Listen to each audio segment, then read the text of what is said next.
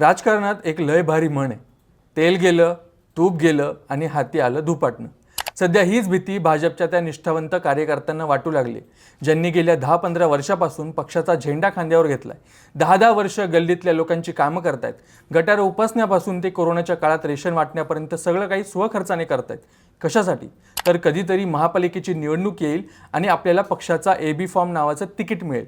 पण जेव्हा निवडणुकीचा डंका वाजतो तेव्हा पक्ष काय करतो? तो निष्ठावंत कार्यकर्ता बाजूला राहतो आणि काल परवा दुसऱ्या पक्षातून उडी मारलेल्या एखाद्या आयात गडी थेट भाजपचं तिकीट खिशात घालून फिरतो. अशा वेळी त्या कार्यकर्त्यांच्या मनाचा जो संताप होतो ना, त्यातूनच जन्म होतो बंडखोरीचा. सध्या पुणे, मुंबई, ठाणे, नाशिक आणि अगदी संभाजीनगरमध्ये हे चित्र पाहायला मिळतंय. ज्या पक्षाकडे इच्छुकांची संख्या सर्वात जास्त आहे त्याच भाजपला आता स्वतःच्याच घरातल्या यादवीने ग्रासलं आहे. बंडखोरी टाळण्यासाठी भाजपने उमेदवारांची यादी जाहीर न करता गुपचूप AB फॉर्म देण्याची शक्कल लढवली खरी, पण मित्रांनो, राजकारण इतकं सोपं नसतं. फोन कुणाला गेला आणि कुणाचा पत्ता कट झाला हे आता लपून राहिलेलं नाहीये. पुण्यातील प्रभाग असोत किंवा मुंबईतील मराठी बहुल वस्त्या, भाजपमध्ये सध्या बाहेरचा आला आणि घरचा गेला अशी स्थिती निर्माण झाली आहे. सत्तेसाठी केलेलं हे इम्पोर्ट राजकारण भाजपच्या कमळाला तारणार की निष्ठावंतांच्या रागामुळे कमळ चिखलात रुतणार, हे आज आपण सविस्तर समजून घेणार आहोत, तेही अगदी थोडक्यात. नमस्कार, मी लीलाधर. राजकारणात एक म्हण आहे, सत्ता असली की साखरेच्या ढेपाला मुंग्या चिटकाव्यात तसे ते लोक पक्षात येतात. पण या मुंग्यांच्या वादात मूळच्या कार्यकर्त्यांची मात्र चटणी होऊन जाते. सध्या भाजपच्या बाबतीत हेच घडताना दिसतंय. राज्यात महानगरपालिकेच्या निवडणुकीचं रणशिंग फुंकलं गेलंय. आज फॉर्म भरण्याचा शेवटचा दिवस आणि भाजपने आपली पूर्ण ताकद इथे पणाला लावली आहे. पण ताकद वाढवण्यासाठी भाजपने जे बाहेरचे गडी पक्षात घेतले तेच आता त्यांच्या गळ्याशी येण्याची चिन्ह आहेत. 10-15 वर्ष एखाद्या पक्षाचा झेंडा खांद्यावर घेऊन फिरताय, घराघरात जाऊन पक्षाचा प्रचार करताय आणि जेव्हा निवडणुकींचं तिकीट मागण्याची वेळ येते तेव्हा पक्ष तुमच्या हातात तिकीट देण्याऐवजी काल परवा दुसऱ्या पक्षातून आलेल्या माणसाला उमेदवारी देतो. अशा वेळी कार्यकर्त्याच्या मनात काय चाललं असेल, हाच राग सध्या भाजपमध्ये बंडखोरीच्या रूपाने बाहेर पडताना दिसतोय. पुणे महानगरपालिकेचं उदाहरण घेऊयात. पुण्यात भाजपने 120हून अधिक नगरसेवक निवडून आणायचं टार्गेट ठेवलंय. आता हे टार्गेट पूर्ण करण्यासाठी त्यांनी काय केलं तर ज्या प्रभागांमध्ये भाजपची ताकद कमी होती तिथे सरळ दुसऱ्या पक्षाचे नेते फोडले. वडगाव शेरी असो किंवा खडकवासला, इथे राष्ट्रवादीच्या दोन्ही गटातील नेत्यांना भाजपने पायघड्या घातल्या. सायली वांजळे, पठारे, दोडके यांनी नुकताच पक्षप्रवेश केला. नुसतं राष्ट्रवादीच नाही तर उद्धव ठाकरेंची शिवसेना आणि काँग्रेसचेही अनेक जण भाजपामध्ये आले. पण आता खरी अडचण इथे सुरू झाली आहे. भाजपच्या जुन्या कार्यकर्त्यांना वाटलं होतं की पक्षाची सत्ता आल्यावर आपल्याला संधी मिळेल, पण झालं उलटच. पुण्यात भाजपने बंडखोरी टाळण्यासाठी एक नवीनच शक्कल लढवली. त्यांनी आपली अधिकृत उमेदवारी यादी जाहीर केलीच नाही. का? कारण जर यादी जाहीर केली असती तर एका जागेवर 30-30 इच्छुक होते, त्यांनी दंगा केला असता.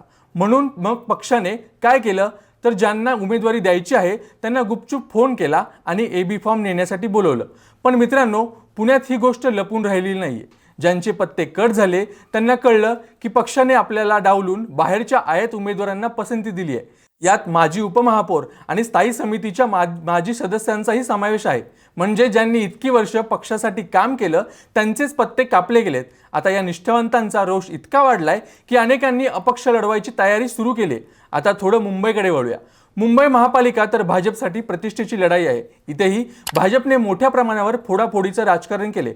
शिवसेनेच्या दोन्ही गटातून आणि काँग्रेसमधून अनेक माजी नगरसेवक भाजपमध्ये आले. आता या आयात लोकांमुळे भाजपच्या हक्काच्या मुंबईतील कार्यकर्त्यांमध्ये धुसफूस सुरू आहे. विशेषतः उत्तर मुंबई आणि उपनगरांमध्ये जिथे भाजपचा पाया मजबूत आहे तिथे बाहेरून आलेल्या लोकांमुळे स्थानिक गणिते सुद्धा बिघडली आहेत. इथले कार्यकर्ते विचारतायत की आम्ही फक्त सतरंजा उचलण्यासाठीच आहोत का? ठाण्याचं चित्र तर त्याहून वेगळं आहे. ठाणे हा शिवसेनेचा बालेकिल्ला मानला जातो, जिथे आपलं अस्तित्व निर्माण करण्यासाठी भाजपने अनेक वर्षापासून मेहनत घेतली. पण आता महायुतीच्या राजकारणात जागा वाटपाचं मोठं कडं उभं राहिलंय. त्यात पुन्हा बाहेरून आलेल्या नेत्यांमुळे भाजपच्या कार्यकर्त्यांना वाटतंय की आपली जागा आपणच गमावून बसतोय का? ठाण्यातील अनेक प्रभागांमध्ये भाजपचे निष्ठावंत कार्यकर्ते आता उघडपणे नाराजी व्यक्त करू लागलेत. या सगळ्या प्रकरणाला एक तांत्रिक बाजूही आहे, ती म्हणजे AB फॉर्म.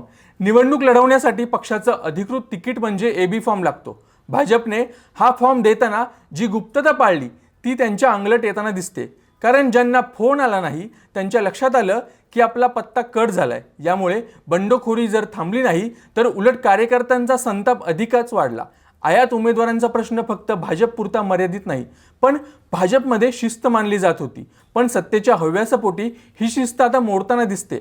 अजित पवार गटातून आलेले लोक किंवा शिंदे गटाशी असलेले संबंध यामुळे भाजपच्या मूळच्या कार्यकर्त्यांना प्रचंड तडजोड करावी लागते। देवेंद्र फडणवीस आणि भाजपची कोर कमिटी जरी म्हणत असली की आम्ही आमदारांना विश्वासात घेऊन निर्णय घेतोय, तरी जमिनीवरची परिस्थिती वेगळी आहे। आता मूळ प्रश्न असा उभा राहतोय की या आयारामांमुळे भाजपला फायदा होईल की तोटा। एकीकडे बाहेरून आलेले नेते आपली मतं सोबत घेऊन येतात असं वाटतं, पण दुसरीकडे पक्षाचा मूळ कार्यकर्ता जर घरी बसला किंवा त्याने बंडखोरी केली तर मोठ्या पक्षांना धक्का बसतो। पुण्यात अनेक प्रभागांमध्ये आता भाजप विरुद्ध भाजप अशी लढाई पाहायला मिळण्याची शक्यता आहे, कारण निष्ठावंत कार्यकर्त्यांना वाटतंय की जर आपण गप्प बसलो तर पुढची 5-10 वर्ष राजकारणातून आपण गायब होऊ। दुसरी महत्त्वाची गोष्ट म्हणजे भाजपमध्ये येणाऱ्यांची संख्या इतकी मोठी आहे की एका जागेवर किमान 15 ते 20 तगडे उमेदवार आहेत। यातील प्रत्येकाला आश्वासन दिलं गेलं होतं की तुम्हाला उमेदवारी मिळेल, पण तिकीट तर एकालाच मिळणार। बाकीचे 19 जण काय करणार? तर हे 19 जण आता बंडखोरीच्या तयारीत आहेत। विशेषतः राष्ट्रवादी आणि शिवसेनेतून जे लोक आलेत त्यांना आपल्या प्रभागावरची पकड सोडायची नाहीये। त्यांना भाजपचं तिकीट मिळालं नाही तर ते अपक्ष उभा राहून भाजपच्याच अधिकृत उमेदवाराची मतं कापतील। ठाणे आणि मुंबईतही हेच घडवण्याची शक्यता आहे। मुंबईत मराठी मतं आणि गुजराती उत्तर भारतीयांची मतांचं समीकरण साधताना भाजपला कसरत करावी लागते। तिथे आयात केलेले मराठी चेहरे भाजपला हवे आहेत, पण ते चेहरे घेताना भाजपचे जुने आणि निष्ठावंत मराठी कार्यकर्ते नाराज झाले आहेत। मुंबईमध्ये राखी जाधव, तेजस्वी घोसाळकर यांच्या पक्षप्रवेशाची चर्चा झाली। मग अशा वेळी पक्षाने कोणाची बाजू घ्यावी? या संपूर्ण प्रक्रियेत लोकशाहीचा आणि पक्षांतर्गत लोकशाहीचा बळी जातोय का असा विचार करायला लावणारी ही परिस्थिती आहे। राजकारण हे शेवटी आकड्यांचा खेळ असलं तरी तो खेळ खेळणारे कार्यकर्ते असतात। जर खेळाडूच नाराज झाले तर सामना जिंकणं कठीण होतं। भाजपने पुण्यातील अनेक दिग्गजांचे पत्ते कट केले, त्यामागे अँटी इन्कम्बन्सी म्हणजे लोकांच्या त्यांच्यावरचा राग हे कारण सांगितलं जातंय।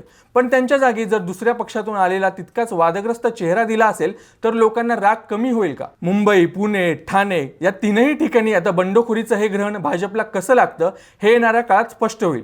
पण एक गोष्ट नक्की, आयारामांमुळे भाजपची ताकद कागदांवर जरी वाढत असली तरी जमिनीवर मात्र पक्षांच्या अंतर्गत गटबाजीला सुरुवात झाली आहे। संभाजीनगरमध्ये कार्यकर्त्यांचा संताप इतका आहे की भाजपच्या मध्यवर्ती कार्यालयात उघडपणे नाराजी व्यक्त केली जाते। कार्यकर्त्यांचं म्हणणं आहे की आम्ही 10 वर्ष पाण्यासाठी, रस्त्यांसाठी आंदोलनं केली, पण आता ऐनवेळी दुसऱ्या पक्षातून आलेल्या नेत्याला आमच्या डोक्यावर कसं बसवता? जर आयात उमेदवारांना झुकतं माप दिलं तर संभाजीनगरमध्ये फ्रेंडली फाईटच्या नावाखाली भाजपचेच कार्यकर्ते भाजपच्याच अधिकृत उमेदवाराला पाडण्यासाठी मैदानात उतरतील, अशी स्थिती सुद्धा निर्माण झाली आहे। हा लढा फक्त अर्जापुरता मर्यादित नसून तो आता रस्त्यावरच्या संघर्षापर्यंत येऊन पोहोचलाय। इथे इच्छुकांनी अश्रू ढाळले आहेत, काही जण रस्त्यावर बसून आंदोलन करतात। एकंदरीत हाय व्होल्टेज ड्रामा सुरू आहे। आता या सगळ्यावर तुमचं मत काय आहे? तुम्हाला वाटतं का की बाहेरून आलेल्या लोकांमुळे पक्षाचा फायदा होतोय, की निष्ठावंत कार्यकर्त्यांना डावलणं पक्षाला महागात पडेल? तुम्हाला तुमच्या प्रभागात अशा काही गोष्टी घडताना दिसतायत का? कमेंट्समध्ये आम्हाला नक्की कळवा। हा व्हिडिओ जर तुम्हाला आवडला असेल तर लाईक करा आणि अशा सखोल राजकीय विश्लेषणासाठी थोडक्यातला सबस्क्राईब करा।